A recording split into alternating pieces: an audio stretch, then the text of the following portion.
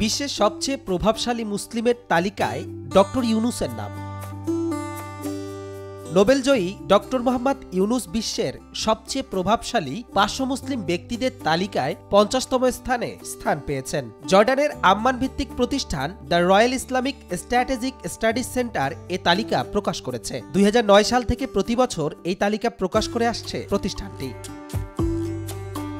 এ তালিকায় প্রথম স্থানে রয়েছে জর্ডানের রাজা দ্বিতীয় আবদুল্লাহ ইবনে আল হোসাইন। অন্যান্য গুরুত্বপূর্ণ ব্যক্তিদের মধ্যে তুরস্কের প্রেসিডেন্ট রিসেপ তাইয়েপ এরদোয়ান ৮ম এবং সৌদি ক্রাউন প্রিন্স মোহাম্মদ বিন সালমান ১২তম স্থানে রয়েছেন। দ্য মুসলিম ৫০০ শিরোনামের এই তালিকায় এমন ব্যক্তিরা স্থান পান যারা ধর্মীয়, রাজনৈতিক, সামাজিক এবং সাংস্কৃতিক ক্ষেত্রে গভীরভাবে অবদান রেখে মুসলিম সম্প্রদায়কে প্রভাবিত করেছেন। এবছরের তালিকা প্রস্তুত করা হয়েছে যুক্তরাষ্ট্রের জর্জটাউন ইউনিভার্সিটি প্রিন্স আল ওয়ালিদ বিন তালাল সেন্টারের সহযোগিতায়।